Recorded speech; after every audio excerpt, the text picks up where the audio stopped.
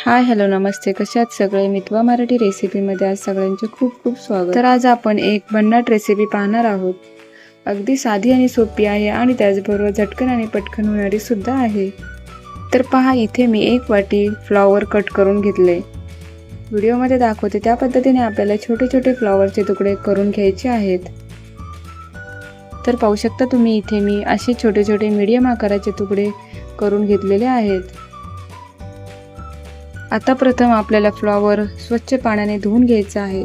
तर आपल्याला इथे कोमट पाण्यामध्ये हा फ्लॉवर धुवून घ्यायचा आहे. तर पहा, इथे एका बाउलमध्ये मी कोमट पाणी घेतले आणि त्याच्यामध्ये फ्लॉवर आपल्याला 5 ते 10 मिनिटं भिजायला घालायचं आहे. म्हणजे कसं फ्लॉवरमधली माती धूळ सगळी निघून जाईल. तर कधी पण तुम्ही ज्यावेळेस फ्लॉवरची भाजी किंवा कोणतीही रेसिपी करत असाल त्यावेळेस कधीही प्रथम आपण फ्लॉवर 5 ते 10 मिनिटासाठी कोमट पाण्यामध्ये भिजत घालायचं आणि मगच त्याची भाजी किंवा काहीतरी वेगळी रेसिपी करायची.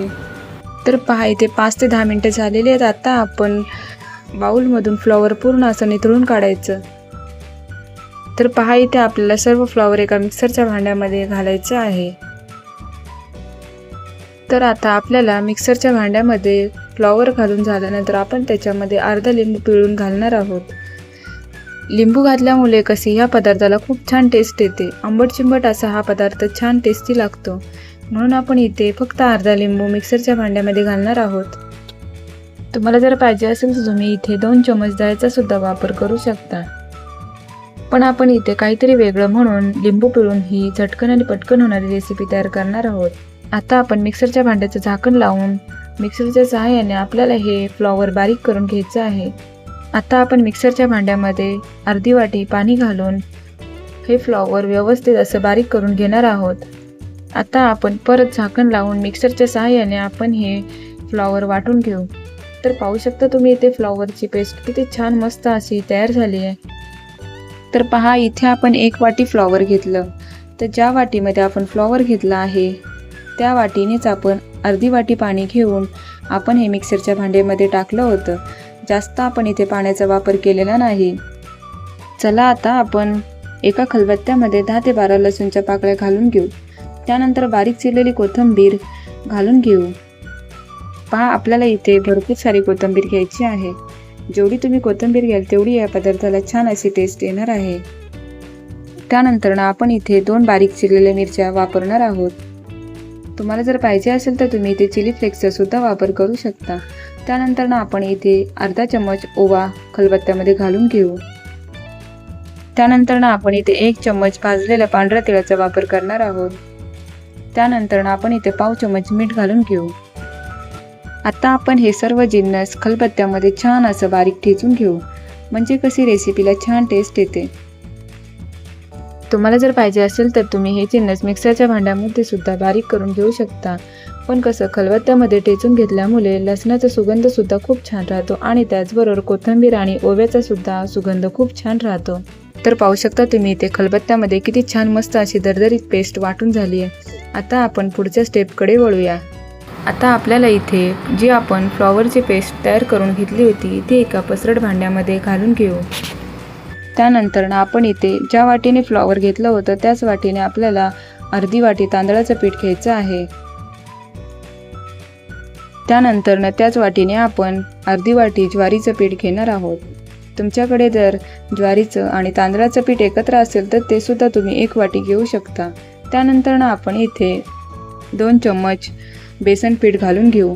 बेसन पिठाने खूप छान या पदार्थाला बाइंडिंग येणार आहे, म्हणून आपण इथे बेसन पीठ घालणार आहोत. बेसन पीठ घालून झाल्यानंतर आपण इथे 2 चम्मच रवा घालून घेऊ. तुमच्याकडे जर बारीक रवा असेल तरी चालेल आणि जाड रवा असेल तरी चालेल. कोणताही इथे रवा वापरला तरी चालेल.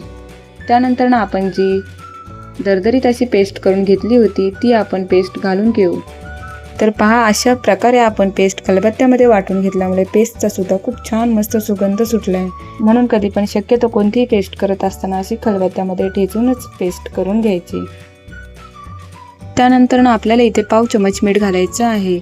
मीठ घालत असताना जरा बेतातच घाला, कारण आपण खलबत्त्यामध्ये सुद्धा पेस्ट तयार करत असताना मीठ घातलं होतं. त्यानंतर आपल्याला इथे पाव चमच हळद घालायची आहे. त्याचबरोबर आपण इथे चिमूटभर हिंग घालणार आहोत. सर्व कोरडे मसाले टाकून झाल्यानंतर आपण त्याच्यामध्ये अर्धी पळी तेल घालून घेऊ. तर पहा, आता आपल्याला या बाउलमध्ये थोडं पाणी घालून व्यवस्थित मिक्स करून घ्यायचं आहे.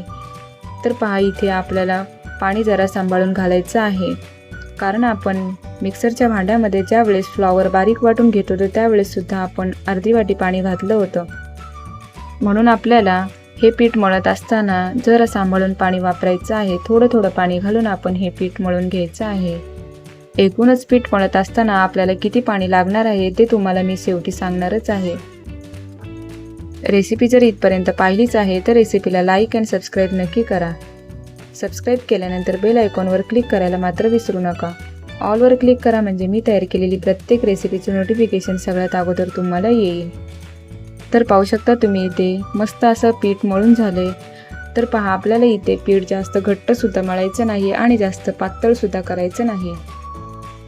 तर पहा, ज्या वाटीने आपण फ्लॉवर घेतलं होतं, ज्या वाटीने आपण पीठ घेतलं होतं त्याच वाटीने आपल्याला इथे पाणी घ्यायचं आहे. तर आपल्याला इथे जवळजवळ 1 वाटी पाणी लागलेलं आहे, म्हणजे अर्धी वाटी आपण मिक्सरच्या भांड्यामध्ये घातलं आणि अर्धी वाटी आता आपण हे पीठ मळत असताना घातलेलं आहे. म्हणजे आपण इथे फक्त 1 वाटी पाण्याचा वापर केलेला आहे. जास्त पाणी घातलं तर ही रेसिपी आपली फसू शकते, म्हणून इथे तुम्हाला पाणी घालत असताना सुद्धा किती पाणी घातलंय ते सुद्धा मी इथे सांगितले आहे. तर पाहू शकता तुम्ही इथे 1 वाटी पाण्यामध्ये मस्त असं हे पीठ व्यवस्थित असं मळून झाले. आता आपण पुढच्या स्टेपकडे वळूया. तर पहा, आपल्याला इथे एका कॉटनच्या कपड्याचा वापर करायचा आहे. तो असा व्यवस्थित पसरून घ्यायचा आणि थोडं ओलं करून घ्यायचं. तर पहा, इथे व्हिडिओमध्ये दाखवते त्या पद्धतीने आपल्याला हा कपडा फक्त थोडं ओलं करून घ्यायचा आहे. त्यानंतर आपण जे पीठ मळून घेतलं होतं त्याचा असं छान छोटासा गोळा तयार करून घ्यायचा. तर पहा, इथे जसं आपण चपाती लाटायला जेवढं गोळा तयार करून घेतो त्या पद्धतीनेच एक छोटासा गोळा घेऊन जो आपण ओला केलेला रुमाल आहे त्याच्यावर गोल फिरवून घ्यायचं. तर पाहू शकता तुम्ही इथे अगोदरच कपडा ओला करून घेतल्यामुळे इथे पीठ अजिबात चिपकत नाही. अशा पद्धतीने आपण 2 बोटांच्या सहाय्याने तो गोळा हलक्या हाताने पसरवून घ्यायचं. जर पीठ हाताला चिपकत असेल तर आपण हाताला थोडंसं पाणी लावून परत हा गोळा व्यवस्थित असं थापून घ्यायचं. तर पाहू शकता तुम्ही इथे जास्त जाड पण नाही आणि जास्त पातळ पण नाही, असं मीडियम साईजमध्ये आपण हे तयार करून घेतलं. त्यानंतर बोटाच्या सहाय्याने आपण मध्ये होल तयार करून घेऊ, म्हणजे कसं थालीपीठ आहे ते सर्व बाजूने व्यवस्थित शिजून निघतं.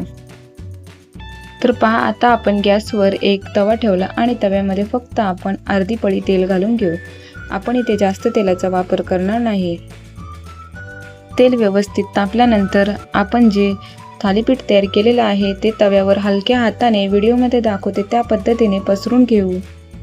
तर पाहू शकता तुम्ही मस्त असं हे आपलं थालीपीठ तयार झालं आहे. गॅसची फ्लेम स्लो ठेवूनच आपण थालीपीठवर झाकण ठेवून एक अर्ध्या मिनिटासाठी हे शिजवून घेणार आहोत. अर्धा मिनिट झालेला आहे. आता आपण झाकण काढून घेऊ. आता आपण थालीपीठला हलक्या हाताने पलटी मारून घेऊ.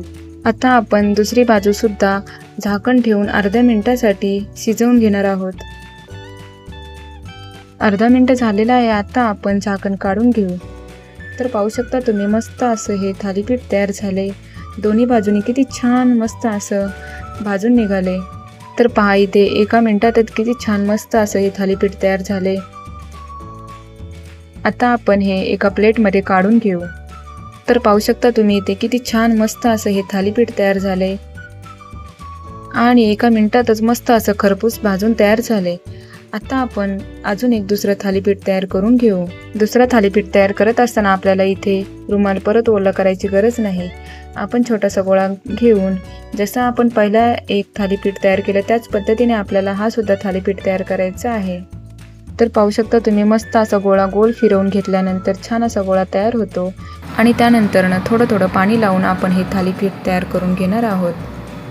तर व्हिडिओमध्ये दाखवते त्या पद्धतीने आपल्याला थोडंसं बोटांना पाणी लावून हे थालीपीठ आपल्याला थापून घ्यायचं आहे. व्हिडिओ थोडी डिटेलमध्ये सांगितली त्यामुळे तुम्हाला थोडी व्हिडिओ मोठी वाटली, पण लहान मुलांच्या टिफिनसाठी सुद्धा तुम्ही ही रेसिपी तयार करू शकता आणि त्याचबरोबर पाहुणे आल्यावर सुद्धा काहीतरी वेगळं करायचं म्हणून सुद्धा आपण ही रेसिपी तयार करू शकतो. तर पहा, हे सुद्धा मस्त असं थालीपीठ तयार झाले. आता आपण मध्यभागी बोटाच्या सहाय्याने होल करून घेऊन तव्यावर 2 चमच तेल घालून घेऊन हे थालीपीठ हलक्या हाताने पसरून घेऊ. तुम्हाला जरी रेसिपी आवडली असेल तर रेसिपीला लाईक करा आणि त्याचबरोबर चॅनलला सुद्धा सबस्क्राईब करा. आता आपण ह्या थालीपीठावर थोडेसे पांढरे तीळ पसरून घेऊ. पांढरे तीळ ऑप्शनल आहे, तुम्हाला जर पाहिजे असेल तर तुम्ही इथे पांढऱ्या तिळाचा वापर करू शकता. पण पांढरे तीळ टाकल्यामुळे आपली ही रेसिपी अजून टेस्टी होणार आहे. आता हे सुद्धा थालीपीठ आपण झाकण ठेवून गॅसची फ्लेम स्लो ठेवून अर्ध्या मिनिटासाठी शिजवून घेऊ. अर्धा मिनिट झालेला आहे. आता आपण झाकण काढून या थालीपीठाला हलक्या हाताने पलटी देऊन घेऊ. आता परत झाकण ठेवून हे थालीपीठ अर्ध्या मिनिटासाठी आपण शिजवून घेऊ. अर्धा मिनिट झालेला आहे. आता आपण झाकण काढून घेऊ. आता आपण हलक्या हाताने हे थालीपीठ पलटी देऊन घेऊ. तर पाहू शकता तुम्ही इथे अर्ध्या मिनिटातच किती छान मस्त हे तयार झाले. आता आपण हे थालीपीठ एका प्लेटमध्ये काढून घेऊ. तर पाहू शकता तुम्ही इथे मस्त असे आपले थालीपीठ तयार झालेली आहेत. ज्यांना फ्लॉवरची भाजी आवडत नाही, फ्लॉवरची भाजी म्हटलं की लगेच नाक मुरडतात, त्यांच्यासाठी ही रेसिपी खूप छान आहे. अशा पद्धतीने तुम्ही थालीपीठ तयार करून पहा. संध्याकाळपर्यंत सुद्धा मऊसूत आणि नरम राहतील. तर पाहू शकता तुम्ही इथे किती छान मस्त हे थालीपीठ तयार झालेत. आता आपण हे थालीपीठ मीठला टेस्ट करायला देऊ. रेसिपी थोडी डिटेलमध्ये सांगितली त्यामुळे तुम्हाला ही रेसिपी मोठी वाटली, पण काही नाही. फ्लॉवरची पेस्ट करून घ्यायची, त्यानंतर घरामध्ये जे पीठ अवेलेबल आहे ते टाकायचं आणि त्यानंतर आपल्या आवडीनुसार मसाले टाकायचे आणि थोडं थोडं पाणी घालून पीठ व्यवस्थित मळून घ्यायचं आणि छान असे थालीपीठ थापून घ्यायचे. तुम्हाला जर पाहिजे असेल तर तुम्ही थालीपीठ शेकत असताना तेलाऐवजी तुपाचा सुद्धा वापर करू शकता. अशा पद्धतीने तुम्ही सुद्धा हे थालीपीठ तयार करून पहा आणि कशी झाली आहेत हे मला कमेंट करून नक्की सांगा. अशाच मस्त चमचमीत, झणझणीत आणि गोड रेसिपीसाठी मितवा मराठी रेसिपीला सबस्क्राईब करा आणि त्याचबरोबर बेल आयकॉनवर क्लिक करा. पुन्हा भेटूयात अशाच एका नवीन रेसिपीमध्ये. तोपर्यंत बाय बाय. धन्यवाद.